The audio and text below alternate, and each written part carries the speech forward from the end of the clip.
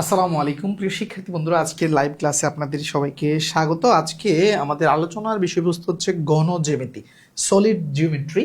তো গণজ্যামিতিটা কি আমরা শুরুতে সেটা আলোচনা করব, তারপর আস্তে আস্তে এর বেসিক, মিডিয়াম, অ্যাডভান্স লেভেলের কিছু অঙ্ক দেখার চেষ্টা করব প্রিয় শিক্ষার্থীরা। তো আপনারা যারা যুক্ত হয়েছেন, অনেকেই কমেন্ট করেছেন, সব কিছু ঠিক আছে বলেছেন, আলহামদুলিল্লাহ। অনেকেই কমেন্ট করেছেন, যেমন সিনথিয়া, জুয়েল, মুক্তা, তারপর হচ্ছে হামিদুল ইসলাম, তারপর হচ্ছে আবরার নবী, দীপ্তি দাস, তারপর হচ্ছে তানজিনা সুলতানা, খাদিজা আক্তার, মিশু, তারপর হচ্ছে রাজন শাহ ফ্রম ইন্ডিয়া, তারপর হচ্ছে how are you, I am fine and you, তারপর হচ্ছে রাসেল ইসলাম, তারপর হচ্ছে মোবাশ্বির আলী, অনেকেই কমেন্ট করেছেন, স্বপ্না ইসলাম সহ। তো আমরা মোটামুটি আমাদের যারা জয়েন করার ধরে নিচ্ছি তারা জয়েন করে ফেলেছি, কারণ আমাদের হোয়াটসঅ্যাপ গ্রুপে অলরেডি আমরা লিঙ্ক দিয়ে দিয়েছি। তো আমরা এখন আলোচনায় চলে যাব কিছুক্ষণের মধ্যেই। বরিশালের বরগুনা থেকে যুক্ত হয়েছি জাকি। রাসেল ইসলাম কেমন আছেন? স্যার আলহামদুলিল্লাহ ভালো আছি। আবু হুরায়রা, আসসালামু আলাইকুম ওয়া রাহমাতুল্লাহ। স্যার কেমন আছেন? অনেক এলাকাতে আজকে বিদ্যুৎ সংযোগ নাই মনে হয়। হ্যাঁ, অনেক এলাকাতে বিদ্যুৎ সংযোগ নাই, তবে আমার এলাকায় আজকে বিদ্যুৎ ছিল, এই জন্য ক্লাস নিতে পেরেছি, কারণ আইপিএস বিদ্যুৎ না থাকলে চার্জ হয় না। আর আইপিএসও মানে যখন লং টাইম বিদ্যুৎ না থাকে, আইপিএস দিয়ে আসলে ঘন্টার পর ঘন্টা ক্লাস নেওয়া সম্ভব হয় না। তো দোয়া করবেন যেন বিদ্যুৎ আমার এলাকায় অ্যাটলিস্ট ঠিক থাকে, ঠিক আছে? আমিও তো আছি স্যার, আছে শামীম আল মামুন দেখতে পেয়েছি। ঠিক আছে, তো চলুন আমরা আস্তে আস্তে আলোচনার দিকে একটু এগোনোর চেষ্টা করি। আমাদের অনেক আলোচনা শেষ করতে হবে আজকে ক্লাসটা। দেখেন, গণজ্যামিতি বলতে আমরা বাস্তবে যত বস্তু দেখি, আপনি এই সবগুলাকেই মূলত হচ্ছে গণজ্যামিতির আওতায় আনতে পারে। যেমন এখানে দেখেন একটা ইট ছক্কার গুটি, তারপরে দেখেন হচ্ছে এই যে আপনার ঘনক আঁকছে। এছাড়াও আমরা যদি চিন্তা করি, এই যে আমি এখানে একটা আপনাদের জন্য একটা মানে কোনক তৈরি করে রেখেছি, কোন দেখছেন কোনকে, ওকে। এই টাইপের যত বস্তু আছে, যেমন আমার হাতের মোবাইলটা, তারপর হচ্ছে আপনার মনে করেন যে আমার হাতে কলমটা, সবই হচ্ছে গণজ্যামিতি। ওকে, গণজ্যামিতি মানে যার মূলত হচ্ছে কি দৈর্ঘ্য, প্রস্থ, উচ্চতা, এই বা তিনটা ডাইমেনশন আছে, তাকে আমরা গণজ্যামিতি বলতে পারি। ওকে, তো খেয়াল করেন, আমরা এই যে ইট, তারপর হচ্ছে ছক্কা, ঘনক, এগুলো তো আমরা দেখলাম, ঠিক আছে। এখন আমি খুব মনোযোগ দিবেন, দেখেন, প্রথমে আমরা আলোচনা করব ঘনক ও ঘনবস্তুর প্রধান বৈশিষ্ট্য। এখন প্রথমে আসি যে ঘনবস্তু কি আর ঘনক কি, খুব মনোযোগ দিবেন। দেখেন, আমার হাতে যে বইটা আছে, এইটা হচ্ছে একটা ঘনবস্তু। কেন ঘনবস্তু? দেখেন, এইটা হচ্ছে খুব মনোযোগ দেখেন, এই যে এখান থেকে এ পর্যন্ত যদি মাপি, এটা হচ্ছে দৈর্ঘ্য, এখান থেকে এ পর্যন্ত যদি মাপি, এটা হচ্ছে প্রস্থ, আর ঠিক এই যে এখান থেকে এই যে এটাকে আমরা বলতে পারি হচ্ছে উচ্চতা বা বেদ। এই যে দেখেন একটা জিনিস আছে যে দৈর্ঘ্য, এই যে দৈর্ঘ্য, প্রস্থ, বেদ বা উচ্চতা, ঠিক আছে, বেদ অথবা উচ্চতা, ঠিক আছে। এজন্য বলা হয় 3D বা থ্রি ডাইমেনশনাল। এই যে 3D কথাটা আসছে 3 ডাইমেনশন থেকে, ঠিক আছে। তার মানে এইটা হচ্ছে একটা গণ বস্তু, যেটা 3টা ডাইমেনশন বা মাত্রা আছে। আচ্ছা, এখন আসেন, ঘনবস্তু আর ঘনকের মধ্যে পার্থক্যটা কি? ঘনবস্তু আর ঘনকের মধ্যে পার্থক্যটা কি? খুব মনোযোগ দেন, আমরা এর জন্য আরেকটু ব্যাগে যাব। ব্যাগে গেলে দেখবেন, এই যে দেখেন, এটা কিন্তু একটা ঘনবস্তু, এটা ইট হচ্ছে একটা ঘনবস্তু। মনে করেন যে এই যে এইটা হচ্ছে, এটা হচ্ছে দৈর্ঘ্য, এই যে এইটা হচ্ছে উচ্চতা, আর এইটাকে এই যে এতটুকু উচ্চতা, আর এদিক দিয়ে এইটাকে আপনি ধরতে পারেন হচ্ছে প্রস্থ। এই যে এটা প্রস্থ, এই যে এই জায়গাটা, এটা প্রস্থ, আর এইটা কিন্তু উচ্চতা, এটা উচ্চতা। এখন দেখেন, এই যে ঘনবস্তু ইটের ক্ষেত্রে দেখুন যে দৈর্ঘ্য, প্রস্থ, উচ্চতা কিন্তু সেম না। যেমন এই বইটাকে একটা ইটের মতো চিন্তা করতে পারেন, এর দৈর্ঘ্য, প্রস্থ, উচ্চতা কিন্তু ভিন্ন ভিন্ন, তাই না? সেম না। যখন কোনো ঘনবস্তুর দৈর্ঘ্য, প্রস্থ, উচ্চতা তিনটা সেম হয়, সেটাকে বলা হয় হচ্ছে ঘনক। খুব মনোযোগ, ঘনক, ঠিক আছে। যেমন ছক্কার গুটি, যেমন দেখেন ছক্কার গুটি, দেখবেন যে ছক্কার গুটি, আমরা ছক্কার গুটি ছাড়াও ওই যে অনেক বাচ্চারা কিউবিক খেলে না, কিউবিক মিলানো, দেখবেন যে কিউবিকের সবগুলো সাইডে হচ্ছে মানে দৈর্ঘ্য, প্রস্থ, উচ্চতা সব সেম। ছক্কার গুটিরও মোটামুটি দৈর্ঘ্য বস্তু উচ্চতা সবগুলো সেম, ঠিক আছে। তো এরকম যদি হয় যে কোনো ঘনবস্তুর দৈর্ঘ্য প্রস্থ উচ্চতা তিনটাই হচ্ছে সেম, তাইলে একে বলা হবে হচ্ছে ঘনক। এটা আশা করি বুঝতে পেরেছি ঘনবস্তু আর ঘনকের মধ্যে বেসিক পার্থক্যটা কি। তার মানে কি সকল ঘনকই সকল সকল ঘনকই ঘনবস্তু, কিন্তু সকল ঘনবস্তু ঘনক নয়। কথা বুঝতে পেরেছেন? ঘনক নয়। কথা ক্লিয়ার কিনা?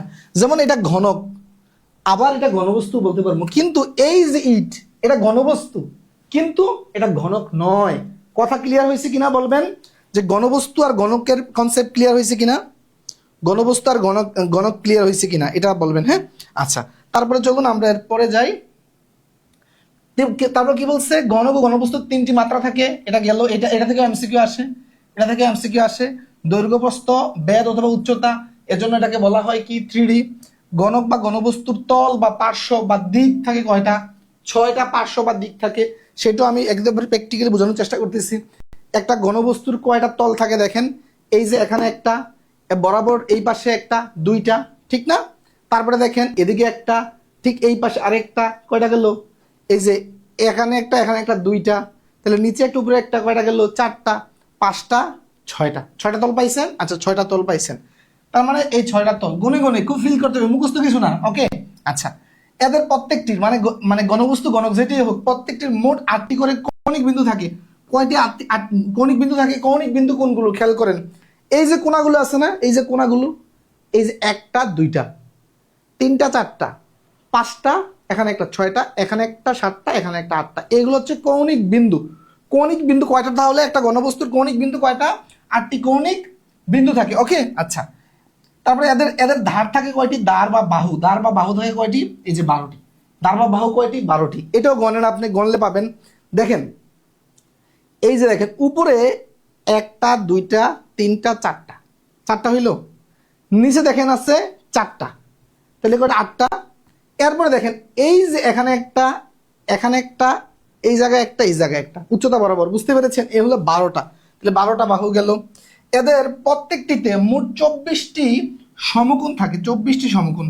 দেখেন এগুলো যদি আপনি এইভাবে ফিল করে না পড়েন, আপনি এত তথ্য পরীক্ষা হলে মাথায় নিয়ে যেতে পারবেন না, ভুলে যাবেন। ঠিক আছে? 24টি সমকোণ থাকে। কিভাবে 24টি সমকোণ থাকে? খুব মনোযোগ দেন।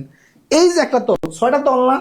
এই তলে দেখেন এই জায়গায় একটা, এই যে দেখেন এই যে লম্ব আর প্রস্থ মিলিয়ে একটা সমকোণ তৈরি করছে। এই জায়গায়, এই জায়গায় একটা সমকোণ তৈরি করছে।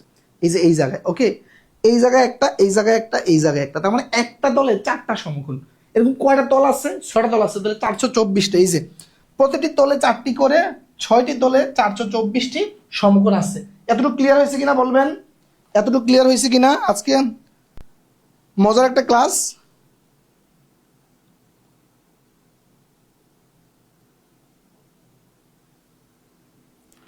মাসুমা বেগম, আসসালামু আলাইকুম। সিলেটের কানাইঘাট থেকে মাসুমা যুক্ত হয়েছে, থ্যাংক ইউ।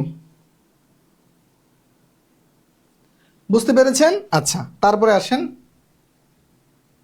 এই যে প্রথম প্রশ্নটা দেখেন, ঘনবস্তুর উপরিভাগ কি নির্দেশ করে? দেখেন এটা 23 সালে বিমান বাংলাদেশ এয়ারলাইন্স একটা পরীক্ষা আসছে যে ঘনবস্তুর উপরিভাগ, একটা ঘনবস্তু, এইটার উপরিভাগ কি নির্দেশ করবে? বিন্দু, রেখা, কোণ, তল?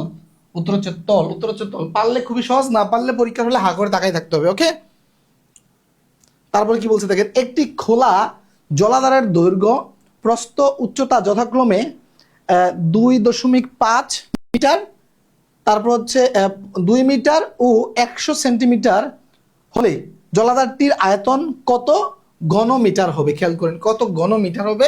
আমার আয়তনের এককটা ফিক্সড করে দিয়েছে। ওকে, আচ্ছা। প্রাথমিক সহকারী শিক্ষক, প্রথম ধাপ 2023 সালে আসছে, খুব মনোযোগ দিবেন। তাহলে ঘনকের আয়তনের সূত্রটা কি খেয়াল করেন? ঘনকের আয়তনের সূত্র হচ্ছে, আমরা আয়তনের চতুর্ভুজের ক্ষেত্রে যে আয়তক্ষেত্রের ক্ষেত্রে মানে কিভাবে আয়তন ক্ষেত্রফল বের করতাম? দৈর্ঘ্য গুণন প্রস্থ। আর ঘনবস্তুর ক্ষেত্রে হচ্ছে আয়তন। ঠিক আছে? আয়তনের ক্ষেত্রে হচ্ছে কি? দৈর্ঘ্য গুণন প্রস্থ গুণন উচ্চতা। ওকে, আচ্ছা খেয়াল করেন কি দেওয়া আছে, যে একটা হচ্ছে 2.5 মিটারের জন্য আমি এম দিলাম, গুণন প্রস্থ কত 2 মিটার, উচ্চতা দেখেন 100 সেন্টিমিটার দেওয়া। আচ্ছা 100 সেন্টিমিটার মানে আপনি দেখেন এই সবগুলো মিটার, আপনাকে এককগুলো সেম মানে রাখতে হবে, সেম। আগেরগুলো মিটারে আছে, আবার আয়তনও চেয়েছে ঘনমিটার, তার মানে এই যে সেন্টিমিটার থাকে এটাকে মিটারে নিতে হবে। আচ্ছা সেন্টিমিটারকে মিটারে নিতে হলে 100 দিয়ে ভাগ দিতে হয়, তাহলে 100 সেন্টিমিটারকে যদি আপনি মিটারে নিতে চান, একে 100 দিয়ে ভাগ দিবেন।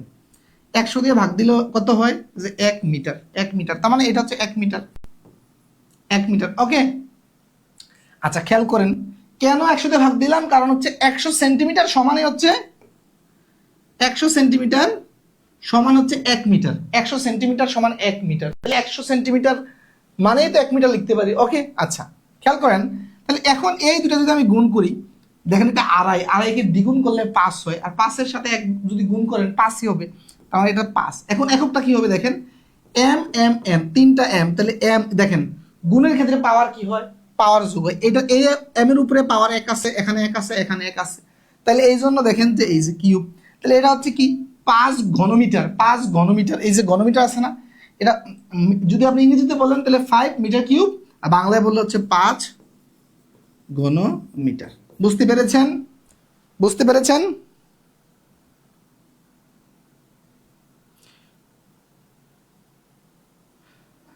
তাসফিয়া কমেন্ট করেছেন, আসসালামু আলাইকুম স্যার, আগামীকাল থেকে স্কুল অফ, ঝামেলা শেষ, আবার গত ভিডিওগুলো মনোযোগ দিয়ে আবার দেখব, অনেক ক্লাস দেখা হয়নি। ওকে, সমস্যা নাই, দেখতে থাকেন।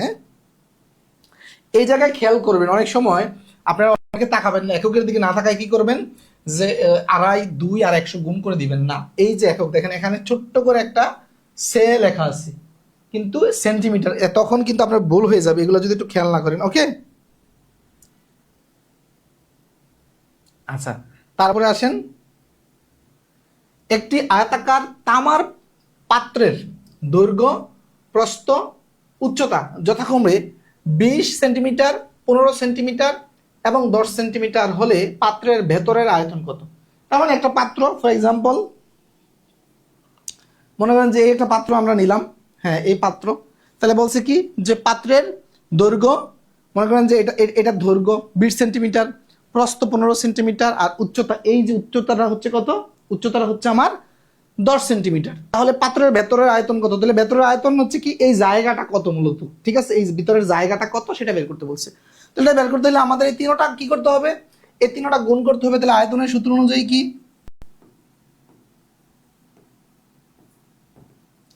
দৈর্ঘ্য, প্রস্থ, উচ্চতা।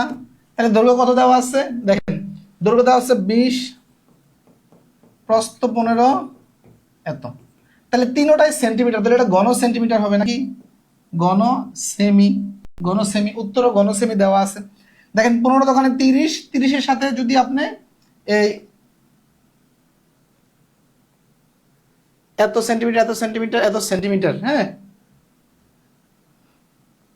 তাহলে এই যে 15 দোকানে এই দুটো যদি গুণ করেন, 15 দোকানে 30, সাথে একটা শূন্য আছে, হ্যাঁ, তারপরে এখানে 10 আবার যদি দেন তাহলে হবে 3000, তাহলে 3000 ঘন সেন্টিমিটার। কথা ক্লিয়ার কিনা, বুঝতে পেরেছেন? 3000 ঘন সেন্টিমিটার। খুব বেশি কঠিন অঙ্ক আসে না, গণজ্যামিতি থেকে খুব বেশি কঠিন অঙ্ক আসে না, জাস্ট এই বেসিক ব্যাপারগুলো যদি জানেন তাহলে ইনশাল্লাহ পারা যাবে। ওকে, আচ্ছা তারপরে কি বলছে, একটি বইয়ের দৈর্ঘ্য 25 সেন্টিমিটার, প্রস্থ 18 সেন্টিমিটার, বইটির পৃষ্ঠা 200 এবং প্রতি পাতার পুরুত্ব 0.1 মিলিমিটার মিলিমিটার হলে বইটির আয়তন কত? দেখেন প্রতিরক্ষা মন্ত্রণালয়ের সহকারী পরিচালক, হ্যাঁ এটা নবম গ্রেড, এটা হচ্ছে নবম গ্রেডের একটি চাকরি। ওকে, এখানে একটু সাধারণত নবম গ্রেড একটু কঠিন দেওয়ার চেষ্টা করি, একটু কঠিন দেওয়ার চেষ্টা করি।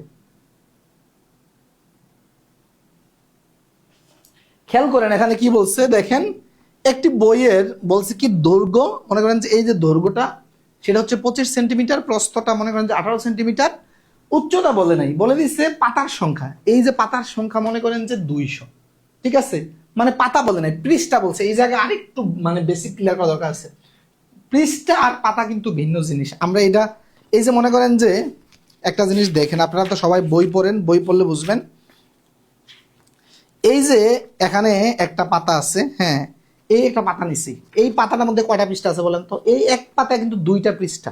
এই যে এখানে লেখা 127 নাম্বার, আর এখানে এই অপর পাশে লেখা হচ্ছে 128 নাম্বার।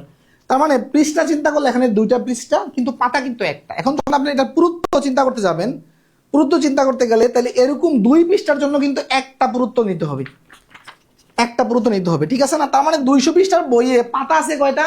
100টা, 100টা পাতা আছে। তাহলে প্রতিটা পাতার পুরুত্ব হচ্ছে 0.1 মিলিমিটার। তাহলে 100টার পুরুত্ব মিলেই তো এই উচ্চতাটা। চিন্তা করেন, খুব মনোযোগ কিন্তু।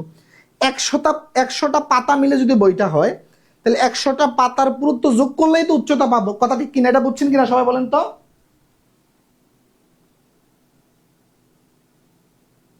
100টা পাতা। এক ভাই ভর্তি হয়েছে আজকে 2 দিন মনে হয়, মানে লাইভ ক্লাসের সময় সে আমার হোয়াটসঅ্যাপে মেসেঞ্জারে অনবরত কল দিতেছে, লাইভ ক্লাস খুঁজে পাচ্ছে না।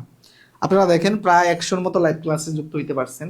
হোয়াটসঅ্যাপ গ্রুপে লিঙ্ক দিয়ে দিয়েছি, তারপরে অনেকে তো লিঙ্কও লাগে না, সরাসরি গ্রুপে আসলে পাওয়া যায়। সে পাচ্ছে না, সে কল দিতেছে। এখন তো মনে করবে যে রিয়াজ স্যার তো কল ধরতেছে না, টাকা নিয়ে মনে স্যারে ভুলে গেছে। এখন আমি লাইভ ক্লাস আসলে কিভাবে কল দেওয়া উচিত বা খারাপ ভালো দেখা যাবে, সে গ্রুপে মেসেজ দিতে পারে, আমাদের টিম আছে, তাকে বুঝাই দিবে, ঠিক। কিন্তু সে সরাসরি কল দিবে, চিন্তা করেন।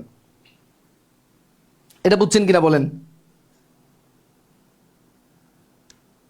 তার মানে এখানে 200 পৃষ্ঠার মধ্যে 100 পাতা আছে।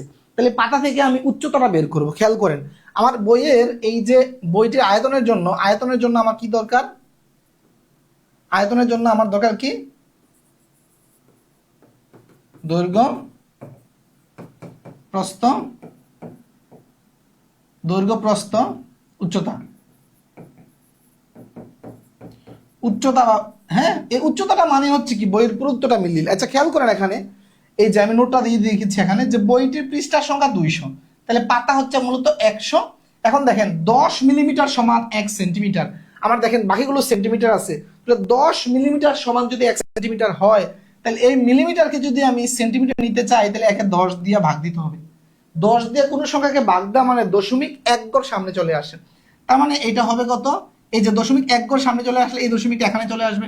তার মানে হবে এরকম যে এত সেন্টিমিটার, এত সেন্টিমিটার, রাইট? এত সেন্টিমিটার। খেয়াল করেন, এখন এটা হচ্ছে একটা পাতার পুরুত্ব। এখন এরকম 100টা পাতার পুরুত্ব যদি বের করতে চাই, এটাকে আবার 100 দিয়ে গুণ দিতে হবে। কোনো সংখ্যাকে 100 দিয়ে গুণ দিলে 2 গড় মানে ডানে, 2 গড় ডানে দশমিক সরে যায়। তাহলে খেয়াল করেন, এই দশমিকটা তখন এই জায়গায় সরে আসবে। তার মানে সংখ্যাটা হবে এরকম। তার মানে এইটা মানে হচ্ছে আসলে কি? 1 না? 0.1 মানে তো 1। তার মানে খেয়াল করেন, আমরা দৈর্ঘ্য, প্রস্থ, উচ্চতা সবই পেয়ে গেছি। দৈর্ঘ্য কত? 25 সেন্টিমিটার, 25 সেন্টিমিটার। প্রস্থ কত? প্রস্থ 18 সেন্টিমিটার। উচ্চতা কত? 1 সেন্টিমিটার।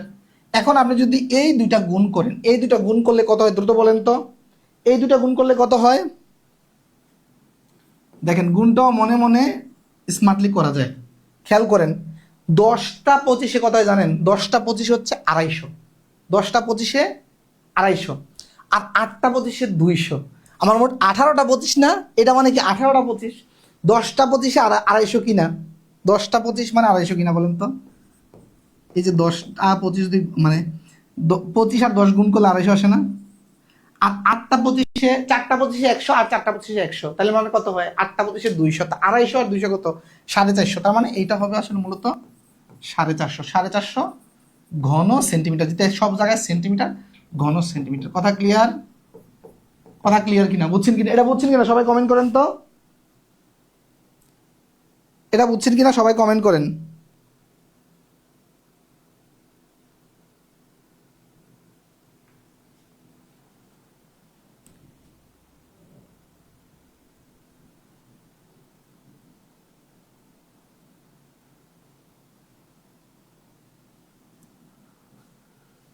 বুঝতে পারছেন? 450।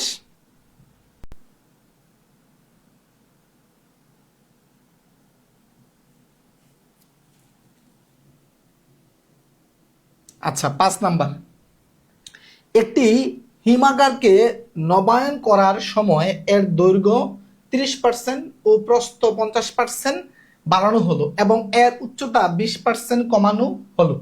নবায়নকৃত হিমাগারের আয়তন থেকে শতকরা কত, আয়তন শতকরা কত, কি বলছে, নবায়নকৃত হিমাগারের আয়তন থেকে শতকরা কত অংশ বেশি। আচ্ছা, এটা প্রশ্নটা এটা হচ্ছে কি যে একটি কোল্ড স্টোরেজ আর কি, যে একটা হিমাগারের যে মানে পুনরায় সংস্কার করতেছে, ওই জায়গায় সংস্কার করতে কি করছে, দৈর্ঘ্য 30% বৃদ্ধি করছে, প্রস্থ 50% বৃদ্ধি করছে, আর উচ্চতাটা কি করছে, কমিয়ে 20% কমাইছে। তাহলে বলছে কি আগের তুলনায় আসলে এটা মানে কিভাবে পরিবর্তিত হবে, মানে কত পার্সেন্ট আয়তন বাড়বে, এটা বলছে। খুব মনোযোগ দেন। তো এই ক্ষেত্রে খেয়াল করেন হিমাগারের কি বলছে, দৈর্ঘ্য প্রস্থ উচ্চতা আছে, তার মানে এটাকে একটা ঘনবস্তুর মতো। আচ্ছা, ঘনবস্তুর মতো। এখন খেয়াল করেন এখানে কি বলছে যে এটা গণক হতে পারবে না, এটা কি বলছে যে এটা গণক হইতে পারবে না, এটা কিন্তু বলে নাই। তার মানে আমি হিমাগারটাকে চিন্তা করে নিচ্ছি এটা গণকের মতো, গণকের মতো। খেয়াল করেন যার দৈর্ঘ্য প্রস্থ উচ্চতা সব সমান। মনে করেন যে এটা হচ্ছে দৈর্ঘ্য, এটা দৈর্ঘ্য, এটা 10, এই যে এটা হচ্ছে প্রস্থ, এটাও 10 ধরি, আর এটা এটা এটা এটা এটা হচ্ছে উচ্চতা, সবগুলোই 10 ধরি, ঠিক আছে, 10 ধরি। ওকে, খুব মনোযোগ দেন। তার মানে এটা প্রথমে ছিল কি, এই যে দৈর্ঘ্য ছিল 10, প্রস্থ 10, উচ্চতা 10 ছিল। এটা এটা মাথায় রাখেন, ধরবেন পরীক্ষা আসলে দড়ি লিখে এগুলো ধরবেন, ঠিক আছে। আমি দড়িটা দিয়ে দিয়েছি, বাকিগুলো আপনারা লিখবেন। ওকে, তাহলে দৈর্ঘ্য 10, প্রস্থ 10, উচ্চতা 10। এখন কি বলছে খেয়াল করেন, আমি 10 ছাড়া যদি অন্য কিছু ধরি এটা ঝামেলা আছে, এটা আমি একটু পরে ক্লিয়ার করতেছি যে ঝামেলাটা কোথায় পাকাবে যদি 10 ছাড়া অন্য কিছু আপনি ধরতে যান। আচ্ছা, 10 ধরার পরে দেখেন দৈর্ঘ্য বলছে কি যে 30% বাড়বে। তাহলে নতুন দৈর্ঘ্যটা কত হবে বলেন তো, নতুন দৈর্ঘ্যটা কত হবে, 30% বাড়বে। তাহলে 10-এর 30% মানে 3, তার মানে নতুনটা হবে 10 যোগ 3 মানে হচ্ছে 13। প্রস্থটা কত হবে, নতুন প্রস্থটা 50% বাড়বে। তাহলে 10-এর 50% কত, 10-এর 50% মানে হচ্ছে অর্ধেক, 5। তার মানে নতুনটা হবে 10 যোগ 5 মানে 15। উচ্চতা, উচ্চতা বলছে কি, উচ্চতা হচ্ছে 20% কমবে। 20% কমলে 10% 1, 20% 2, তাহলে 2 মাইনাস হবে হবে হচ্ছে 8। ওকে, তার মানে খেয়াল করেন এখন আমার বলছে কি যে আয়তন শতকরা কত বাড়বে। তাহলে প্রাথমিক আয়তনটা কত ছিল, প্রাথমিক আয়তনটা এরকম ছিল না, প্রাথমিক আয়তন, প্রাথমিক আয়তন, প্রাথমিক আয়তন কত ছিল, দৈর্ঘ্য গুণন প্রস্থ গুণন উচ্চতা যদি করেন 10 গুণন 10 গুণন 10, মানে প্রাথমিকটা ছিল দেখেন 1000 কত, আমি 1000 বর্গ একক ধরেন, যেহেতু কোনো একক নাই, গণ একক, গণ একক ধরেন। ওকে, গণ একক ধরলাম। ওকে, আচ্ছা, তারপর হ্যাঁ এই বৃদ্ধির পর পরিবর্তিত নবায়নের পর ধরেন যে নবায়নের পর আয়তন, নবায়নের পর আয়তনটা কত হবে দেখেন, আয়তন কি, এই যে 13 গুণন 15 গুণন 8 নাকি। আচ্ছা, এখন দেখেন আপনি যদি এই দুটা গুণ করেন তাহলে 8-15 কত, 8-15 হচ্ছে আপনার 120। হ্যাঁ, কারণ হচ্ছে 10টা 15 হলে 150 হয়, তাহলে 120। তারপরে হচ্ছে আপনি এর সাথে গুণ হবে হচ্ছে আবার 13। তাহলে দেখেন আমি যদি এই যে এখানে একটু রাফ করেন, আমি জাস্ট হচ্ছে এইটা এতটুকু ইয়ে করতেছি, দেখেন তাহলে 13 দোকানে 26, 26-এর 6, 26-এর প্রথমে 13 দিয়ে যদি আপনি শূন্যকে গুণ দেন তাহলে এটা শূন্য হয়ে যায়। তারপরে 13 দিয়ে 2কে গুণ দিচ্ছি, 13 দোকানে 26-এর বসালাম হচ্ছে 6, হাতে রইল 2, 13 আর 2 হচ্ছে 13কে 13 আর 2 15, তার মানে হচ্ছে কত হইলো দেখেন তো 1560 বা 1560। আচ্ছা, এটা হচ্ছে 1560। আচ্ছা, খেয়াল করেন আমার প্রাথমিকটা ছিল কত 1000, পরেরটা কত হইলো 1560, মানে বৃদ্ধি পেলো কত, বৃদ্ধি পেলো কত, তার মানে এই যে 1560 থেকে যদি আপনি 1000 বাদ দেন আমার হচ্ছে 560। আচ্ছা, এখন শতকরা বৃদ্ধি কত খেয়াল করেন, শতকরার জন্য আমার যেটা দরকার, শতকরার জন্য যেটা দরকার, খুব মনোযোগ, শতকরার জন্য যেটা আমার দরকার যে খেয়াল করেন শতকরা বের করতে হলে কি লিখবো, যে 1000-এ বৃদ্ধি পেয়েছে 560, একে কত, তারপরে কি 100-তে কত? 1000-এ বৃদ্ধি পেয়েছে কত? 560। একে কত, তারপরে 100-তে কত, নাকি? জাস্ট এই শতকরাটা আমরা কনভার্ট করব। দেখেন এই 2 শূন্য এই 2 শূন্য কাটা, এই শূন্য এই শূন্য কাটা থাকে কত? 56। তার মানে 100-তে বৃদ্ধি পেয়েছে 56, 100-তে কত বৃদ্ধি পেয়েছে? 56। তার মানে উত্তর কত?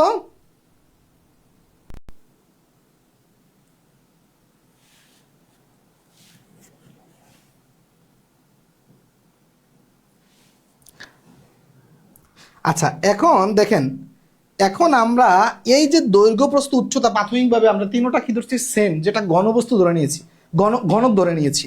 ঘনক ধরাতে এটা যেটা হয়েছে, যখন লিখিত আসলো তখন তো আপনার এত সময় আছে, হ্যাঁ এত সময় আছে, আপনি মানে সময় দিয়ে করলেন। কিন্তু যখন প্রিলিতে আসবে তখন আপনার এত সময় থাকবে না। আপনি এটা মানে যখন প্রিলিতে আসলে কত সহজে চিন্তা করবেন, দেখেন জাস্ট মনে মনে একটা ঘনবস্তু চিন্তা করবেন।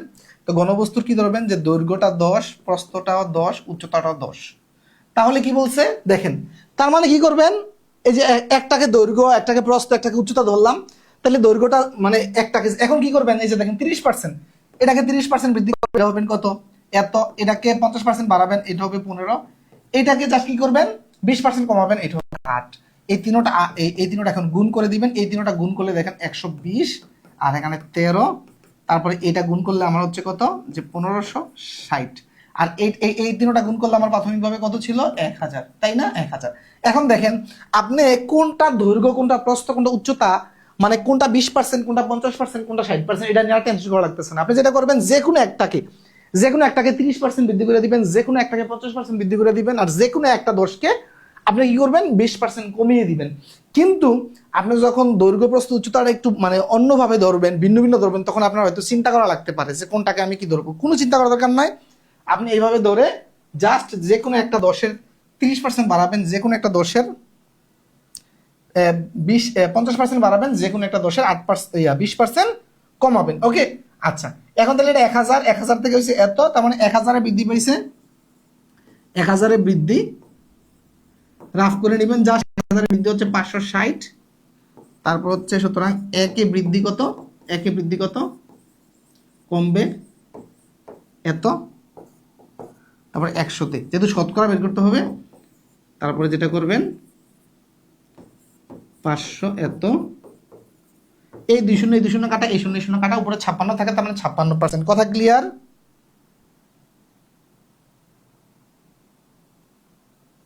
আচ্ছা জুয়েল আহমেদ চৌধুরী বলছে বুঝতে পারছে। পুরুত্বের বিষয়টা আরেকটু ক্লিয়ার করতে বলছে। পুরুত্বের বিষয়টার জন্য আমি আবারও বইটা হাতে নিচ্ছি, খেয়াল করেন আগের যে পুরুত্বটা। মনে করেন যে এই বই 200টা মানে কি পৃষ্ঠা আছে, যে আপনি বই খুললেন, আমরা কি দেখি? বই দেখলে প্রথমে কি করি? বই কিনতে গেলে যে কত পৃষ্ঠা, যেমন হচ্ছে মনে করেন যে ফর এক্সাম্পল এটাতে 200, সর্বশেষ কি পাইলাম? যে এখানে 200 লেখা আছে। আমরা এখানে পাতা কত? এরকম পাতা কয়টা? পৃষ্ঠা হচ্ছে 1 পৃষ্ঠা, 2 পৃষ্ঠা, একটা পাতাতে 2টা পৃষ্ঠা থাকে। কারণ পাতা কয়টা? পাতা হচ্ছে এখানে মানে 2টা পৃষ্ঠাতে একটা পাতা, তার মানে 200 পৃষ্ঠা লেখা ছিল বইটাতে। আগের অঙ্কটাতে আমি যদি যাই একটু, হ্যাঁ এখানে 200 পৃষ্ঠা লেখা ছিল, 200 পৃষ্ঠা লেখা ছিল। তাহলে পাতা হচ্ছে, বইটিতে পৃষ্ঠার সংখ্যা 200, তাহলে বইটির পাতার সংখ্যা হচ্ছে 200 ভাগ 2 ইকুয়াল টু 100। তার মানে 100টা পাতার পুরুত্ব বের করতে হবে। পুরুত্ব এই সবগুলো পাতার পুরুত্ব যোগ করলে তো উচ্চতা পাবো, তাই না? সবগুলো পাতার পুরুত্ব যোগ করলে, তার মানে এখানে একটা পাতার পুরুত্ব হচ্ছে 0.1 মিলিমিটার। তাহলে মিলিমিটারকে সেন্টিমিটার নিচ্ছি, সেটা তার অঙ্ক না, সেটা তো কনভার্ট, তাই না? সেটা ক্যালকুলেশন। সেন্টিমিটারে নিচ্ছি, তাহলে প্রথমে মিলিমিটারকে যখন সেন্টিমিটারকে নিয়েছি, তখন কি একটা পাতার পুরুত্ব পাইছি সেন্টিমিটারে, তারপরে 100টা পাতার পুরুত্ব বের করার জন্য 100 দিয়ে গুণ দিছি, খেলা শেষ। তাহলে আমি উচ্চতা পেয়ে গেছি। বুঝতে পেরেছেন?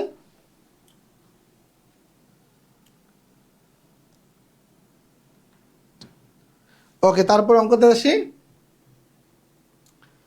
নাম্বার, একটি ঘনকের প্রতিটি ধার 5 সেন্টিমিটার হলে কর্ণের দৈর্ঘ্য কত? আচ্ছা, ঘনকের কর্ণের দৈর্ঘ্য, ঘনকের কর্ণ কি আমি একটু এখানে ক্লিয়ার করছি, খুব মনোযোগ দিবেন। এখানে তাকাইতে হবে, এই জায়গায় তাকাইতে হবে। গণকের এইটা মনে করেন একটা ঘনবস্তু, হ্যাঁ ঘনবস্তু। আমি এখানে আরে এরপরে একটা অঙ্ক আছে, এই অঙ্কটা ক্লিয়ার একসাথে দেখাচ্ছি। কোন গণকের পৃষ্ঠতলের কর্ণের দৈর্ঘ্য 8√2 সেন্টিমিটার হলে এর কর্ণের দৈর্ঘ্য কত? খেয়াল করেন, এই জায়গায় কনফিউশন হইতে পারে অনেকের, যে কি রে, যে কর্ণের দৈর্ঘ্য তো দেওয়াই আছে, আবার কর্ণের দৈর্ঘ্য চাইছে, মানে কি চাইলো কিছু বুঝলাম না, খেয়াল করেন। একটা হচ্ছে পৃষ্ঠতলের কর্ণের দৈর্ঘ্য, আরেকটা হচ্ছে ঘনকের কর্ণের দৈর্ঘ্য, মানে মানে কর্ণের দৈর্ঘ্য। খুব মনোযোগ, খেয়াল করেন। এই যে, আশা করি ক্লিয়ার দেখা যাচ্ছে। এই যে আমি এই যে এটা একটা মনে করেন যে আমাদের যে নারিকেলের শলার মতো, হ্যাঁ, তাহলে এইটা এই যে একটা ঘনবস্তু, ঠিক আছে, এটা ঘনবস্তু। তাহলে তল কয়টা বা পৃষ্ঠ কয়টা? 6টা। 1 2 3 4 5 6টা। তাহলে এই যে দেখেন, আমি যদি এই যে দেখেন, এইটা হচ্ছে এই যে এইটা তলটা, এটা তল না? এই তলের যদি আপনি এই কোণা থেকে এই কোণা টানেন, রেখা টানেন, তার মানে কি? এটা হচ্ছে একটা তলের বা পৃষ্ঠতলের কর্ণ, পৃষ্ঠতলের কর্ণ, ঠিক আছে এটা। আর মানে সমগ্র এই ঘনকের কর্ণটা হচ্ছে কি, ঠিক এই কোণা থেকে যদি আপনি ভেতর দিয়ে এই কোণায় পাঠান, তাহলে হচ্ছে এটা হচ্ছে এই ঘনকের কর্ণ। তার মানে এই যে একটা পৃষ্ঠার কর্ণ থেকে কিন্তু ঘনকের কর্ণটা একটু বড় হয়। আমি দেখাচ্ছি, একটু স্থাপন করে দেখাচ্ছি। মনে করেন যে এই যে নিচের ইয়াতে, এই তলায়, নিচের তলায়, পৃষ্ঠতলায় এই কর্ণটা আমি সেট করে দিলাম, এটা দেখতে পাচ্ছেন। এখন ঠিক এইভাবে দিয়ে যদি আমি এই যে দেখেন, এই যে দেখেন, আপনারা বোঝার চেষ্টা করেন যে এই কোণা থেকে যখন নিচের কোণায় আমি রেখা টানবো, সেটা হচ্ছে কি আমার যে সমগ্র ঘনকের কর্ণ দেখেন। এই রেখাটা কিন্তু একটু বড় তুলনামূলক। ফিল করতে পারছেন কিনা? ফিল করতে পারছেন? এই যে দেখেন, এই যে আমি ঘুরিয়ে ঘুরিয়ে দেখাচ্ছি, একদম 3Dর মতো করে দেখানোর চেষ্টা করতেছি, ঠিক আছে? বুঝছেন কিনা সবাই? বুঝছেন কিনা যে একটা হচ্ছে তলের বা পৃষ্ঠতলের কর্ণ, আর একটা হচ্ছে ঘনকের কর্ণ। এই জিনিসটা বুঝছেন কিনা সবাই? এগুলো ফিল করতে হবে, খুব ফিল করতে হবে, ঠিক আছে? Engineer Hamayet Uddin, first class, today my first class, thank you. একটা হচ্ছে পৃষ্ঠতলের কর্ণ, আর একটা হচ্ছে মানে সমগ্র ঘনকের কর্ণ। এই জিনিসটা ফিল করছেন কিনা? কমেন্ট করেন সবাই, কমেন্ট। জি স্যার। জাহিদুল ইসলাম। অন্যরা কমেন্ট করেন না কেন? আজকের কিন্তু এই জিনিসগুলো ফিল করতে হবে খুব, ঠিক আছে? Yes, understand. রাজন শাহ, কেন বোঝো নাই?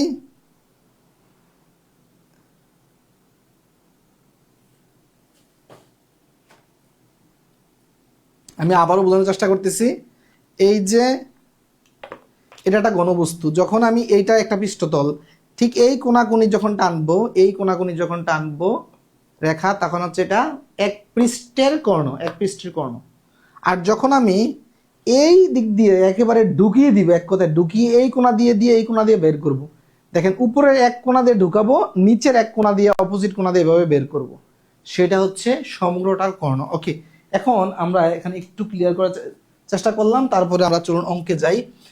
কোনো ঘনকের পৃষ্ঠতলের কর্ণ এত। আচ্ছা, ঘনকের পৃষ্ঠতল মানে কি?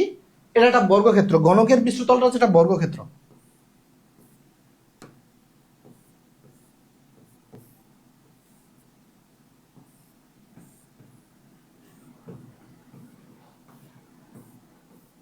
ঘনকের পৃষ্ঠতল বলতে গেলে এরকম উপরের একটা ইয়া, ঠিক আছে? তাহলে এটা হচ্ছে একটা বর্গক্ষেত্রের মতো, ঠিক আছে? তাহলে বর্গের, আমরা জানি না বর্গের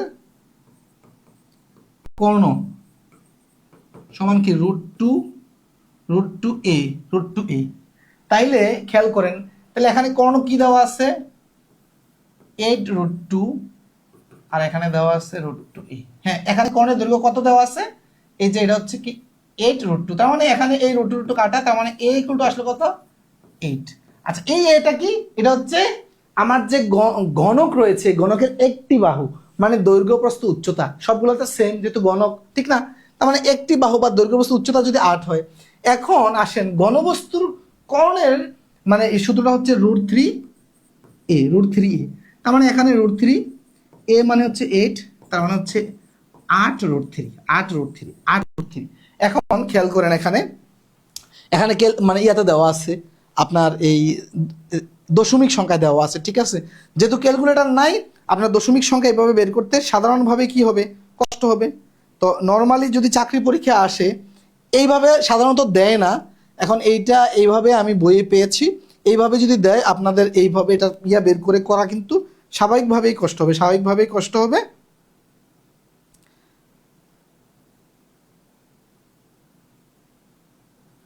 এটা বুঝতে পেরেছেন?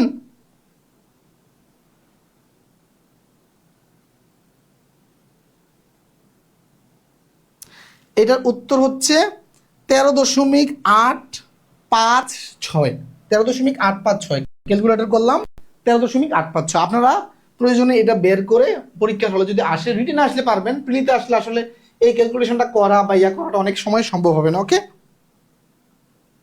বুঝতে পেরেছেন?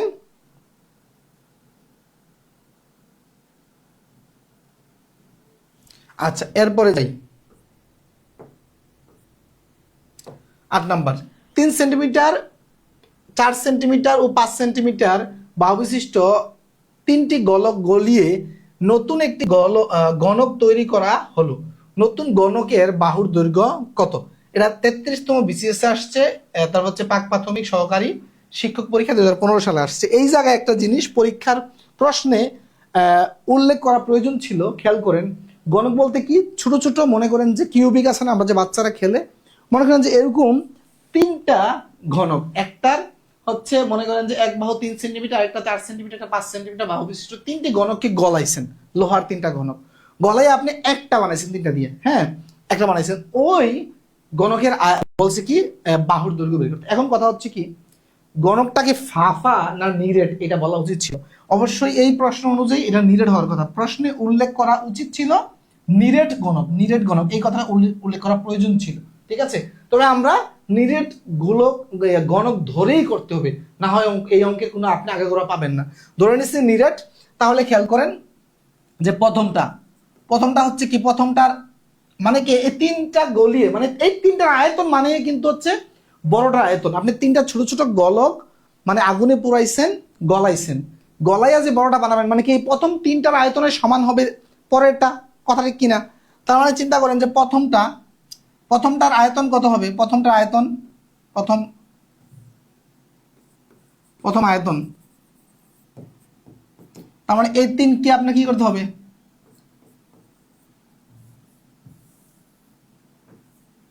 তাহলে 3 × 9, 3 × 27 ঘন সেন্টিমিটার। তারপরে দ্বিতীয়টা আয়তন কত হবে? 4 × 16, তার হচ্ছে 4 × 16 64 ঘন সেন্টিমিটার। তৃতীয়টা কত? 5। তাহলে এটা ঘনকের আয়তন মানে হচ্ছে কি, আমরা তো আগেই জানি যে ঘনকের আয়তন দৈর্ঘ্য প্রস্থ উচ্চতা। তাহলে ঘনকের আয়তনের ক্ষেত্রে এই সূত্রটা আমি এখানে লিখে দিচ্ছি। ঘনকের আয়তন নরমালি কি দৈর্ঘ্য, ঘনকের সূত্র কি? দৈর্ঘ্য প্রস্থ উচ্চতা, নাকি? তাহলে ঘনকের ক্ষেত্রে তো দৈর্ঘ্য প্রস্থ উচ্চতা সবগুলো সেম। তার মানে এটা মনে করেন যে এইটাও এ, এইটাও এ, তার মানে এটা এ কিউব, মানে কি এ মানে কি বাহু, তাহলে বাহু কিউব, এই যে বাহু কিউব এই জন্য করছি। ওকে, বুঝতে পেরেছেন? আচ্ছা,